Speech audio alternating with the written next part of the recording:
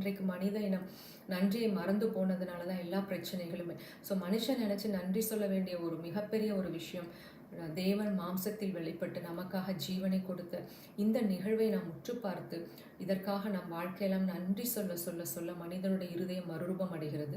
அதே போல் இப்படிப்பட்ட ஒரு உருக்குலைந்து போன சரீரத்திற்குள்ள தேவனுடைய ஆவி கடந்து சென்று அது உயிர்ப்பித்தது என்றால் என்னுடைய வாழ்க்கையிலும் நம்முடைய வாழ்க்கையிலும் எதெல்லாம் மறிச்சு போயிருக்கோ எல்லாத்தையும் உயிர்ப்பிக்க வல்லது தேவனுடைய ஆவி என்பதை நாம் அறிந்து கொள்ள முடியும். அது நம்மளுடைய சரீரம் இருக்கலாம், ஹெல்த்தாக இருக்கலாம், ஃபினான்ஸாக இருக்கலாம். மறித்து போயிருந்த ஃபினான்ஸை உயிர்ப்பிக்க முடியும். மறித்து போன என்னுடைய உறவுகள், குடும்ப உறவுகள், கணவன் மனைவி உறவுகள், நண்பர்கள், பிள்ளைகள், நம்மளுடைய உற்றார் உறவினர்களோடு இருக்கிற அந்த மரித்து போன உறவுகள் கிறிஸ்துவின் உயிர்த்தெழுந்த வல்லமையினால் உயிர்ப்பிக்கப்படும். அதுபோல் என்னுடைய சரீரம் எப்படிப்பட்ட வியாதிகளுக்குள்ள இருந்தாலும் அதுவும் நீங்கி அந்த சரீரம் உயிர்ப்பிக்கப்படும்.